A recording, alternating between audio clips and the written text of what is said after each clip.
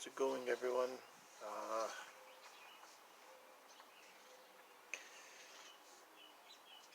Just wanted to share a few thoughts of what I've been up to lately. Uh,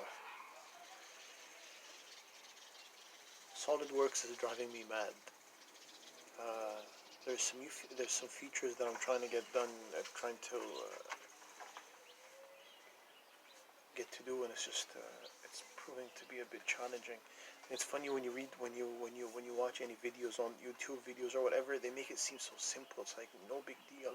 Just do this, click here, click there, you're done. And then you actually try, you want to try it, and it's just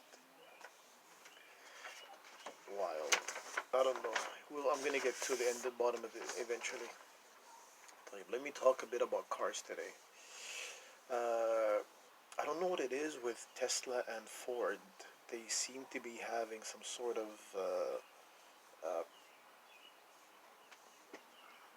not both of them. Tesla seems to be attacking Ford sometimes. Uh, I remember they had that ad with the Tesla, the Cybertruck, in a like a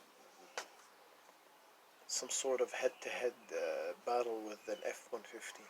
And then today I saw this Tesla mobile service tech fixes Ford F-150 Raptor issue during Model 3 service appointment.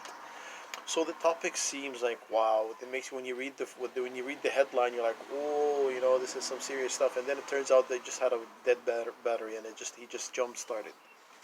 So it's not that big of a deal. But I know Ford is like having some hard times right now, and I remember watching the Joe Rogan Experience, and Musk was saying is like he was like the only two American companies that automakers that never went bankrupt were Ford and Tesla. So it seems to be like there's something with them with Tesla eyeing Ford. I don't know what it is.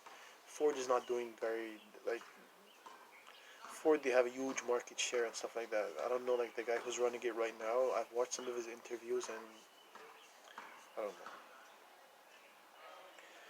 know. So the second thing I came across was the arrest of 7 people over Ghosn escape.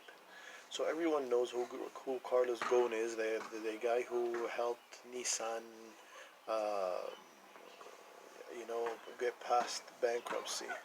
And and then after he like did a lot of cost cutting with Nissan. He helped them get out of trouble. Theoretically, they were in the late 90s, and then he started to expand. He originally worked for Michelin tires, and then he was at Renault, and then they sent him to Nissan, and then somewhere there,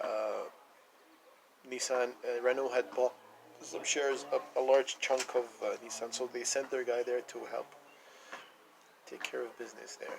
And then they went on to expand to include the Mitsubishi Motors. And then one day the guy is landing in Tokyo and he's taken to jail.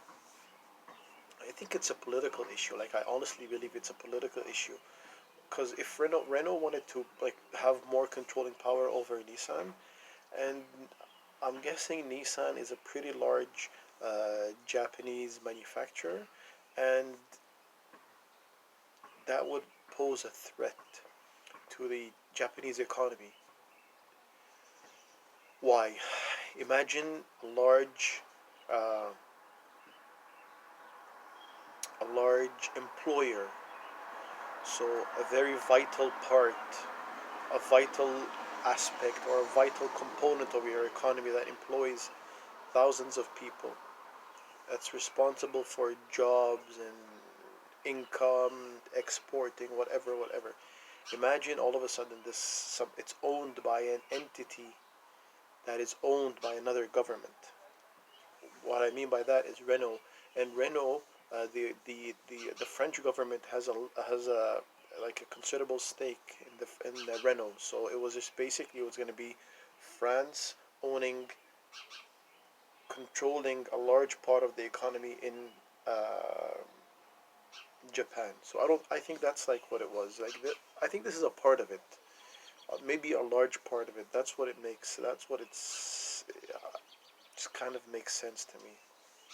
So Turkey says they've arrested 7 people over his escape because, as you know, he got out of. This is how he escaped. He escaped from Japan. He got onto a flight to Turkey and then from Turkey to Lebanon, where he is right now. And he says, the last thing I read was he's writing a book to expose everything that happened to him and whatever. So they've just arrested 7 people, like a jet company that uh, transported him across. So we'll see how that goes.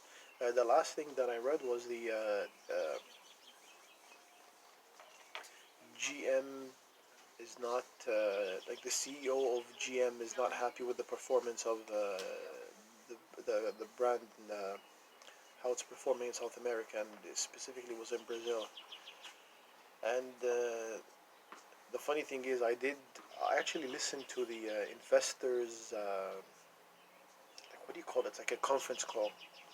And yes, I remember she was saying something like that, but they said they made some serious losses, so maybe they're gonna be doing better in the future. Anyhow, that's it for today.